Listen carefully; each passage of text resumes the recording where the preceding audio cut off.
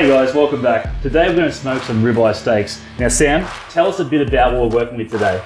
Righto, so we got ourselves a cube roll, or Scotch fillet as it's sometimes known.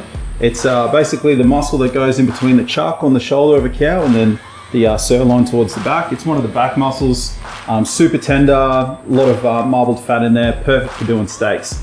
We're basically going to chop this up into nice thick juicy steaks and then do a reverse sear on them. Essentially smoke this for 2 hours, take them out, crank up the barbecue, and we're going to char grill it either side just to get that really nice flavour at the end. I think it's going to be fantastic. Righto, yeah, so can't wait, let's get cracking.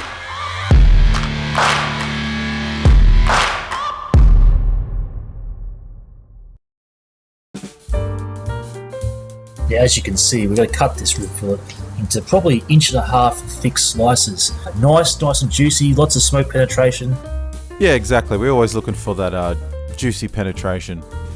Now, this rib fillet steak was purchased from Fairfield butcher called Prestige Meats Fairfield. Now, I'd recommend, if you're from the Brisbane area and in the Fairfield suburb, to go check them out. They've always got really good quality cuts of meat. Highly recommend. Oh God, look at the size of those cuts. They're going to be absolutely fantastic. Just the 2 ingredients for our rub today. One ramekin has salt, and the other one freshly cracked pepper.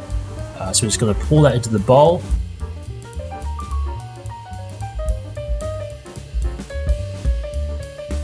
And then generously coat each slab of meat with this mixed salt and pepper mixture. Now, it's probably worth highlighting at this point that this is definitely way too much salt and pepper for doing steaks this way. And the end result could be a crust that somewhat tastes like battery acid. But if you just go with a light sprinkle, you should be good to go. I would use this amount of rub if I was going to smoke the whole cube roll and then slice it up into steaks. But yeah, running on about 2 hours of sleep this morning, so my bad. But anyway, we're going to preheat the smoker to 225 F. Traeger's just hit the 225 Fahrenheit mark, so time to put these bad boys in and start the smoking process. But there's still one more thing to do, and that involves a probe. Today we're just going to use the one that comes with the Traeger 575. So what we're going to do here is insert that into the middle of the middle steak, set our probe alarm for 135 degrees Fahrenheit, and the Traeger will alert us when the internal temperature of the steak reaches that 135 mark. Alright, now that that's all going, we've got about 2 hours to burn. And now we just wait around.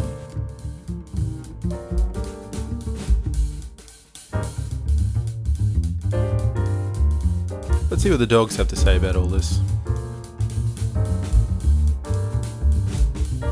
So what do you reckon, Hank? You reckon this is going to be good? Oh, hang on, I need to fart. Oh, gross. Where are you, Penny? I don't know, but can I eat that microphone?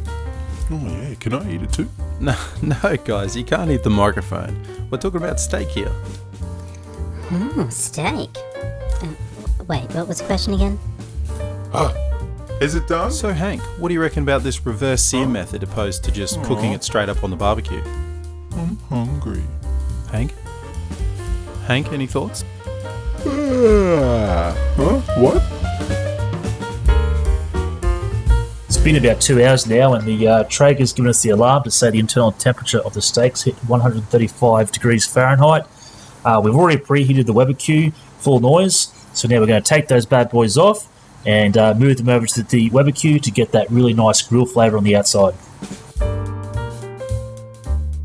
And yeah, all we're doing now is basically just finishing them off. They're already cooked to rare on the inside, and we're just going to give it a minute and a half on each side just to give it a nice crust and then finish it off to about medium rare. Obviously, if you prefer your steak rare, then maybe just give it 30 seconds to a minute. And then, you know, if you're one of those people that prefers to chew on a rubber thong than to eat a nice juicy steak, then yeah, just leave it in there for a little bit longer. But in any case, it's not going to take anywhere near as long as cooking a steak from cold out of the fridge, so make sure you pay attention and only leave it in there for as long as you actually intend to have it in there.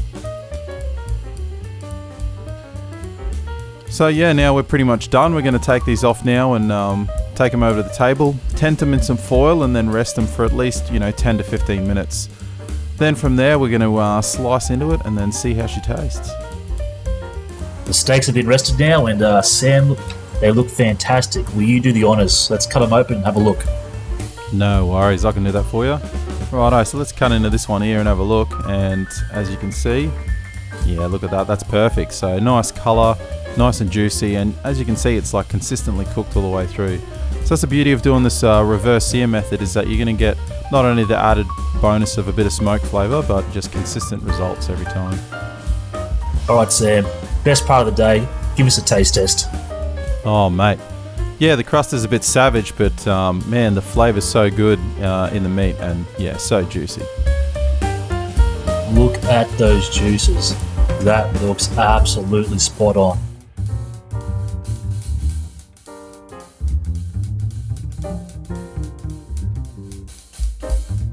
Hey guys, welcome to another episode. Today we're doing some smoked ribeye steaks.